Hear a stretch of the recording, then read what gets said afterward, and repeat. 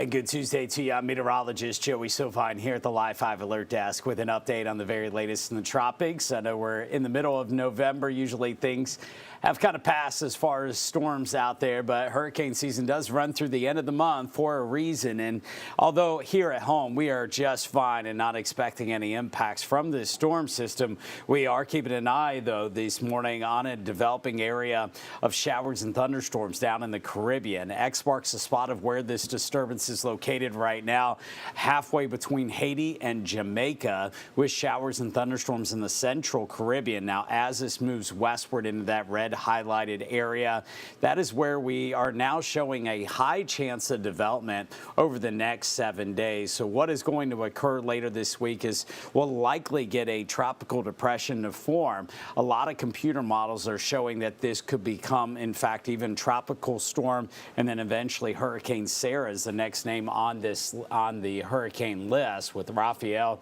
last week in the Gulf of Mexico eventually fading away. So that is a non-issue. But as this goes west, we could see some development over the next 3 or 4 days or so.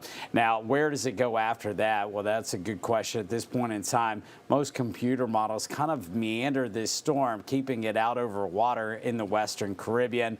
If that is the case, this could continue to gain strength, or at least keep in its intensity, until it eventually gets pushed one direction or the other. Some models have shown the storm systems going that way. Others show this coming up into the Gulf of Mexico and maybe having impacts on southern Florida. It's way too early to tell, because that is going out 7, 8, 9 days on a storm system that hasn't even developed yet. But what we know is that hurricane season is not done with us yet. There's a storm system that could form later this week, now showing that it is likely to form in the western Caribbean, that will eventually wander around and could eventually come northward. So it does bear watching. Next name, once again, Sarah, would be our S storm for this year. Hopefully we don't get it, but it is looking more likely by the day that something develops there in the Caribbean later this week and into early next week. Trust us here at Live 5 First Alert Weather to continue to keep you updated. The best way to do so is download our Live 5 First Alert Weather app.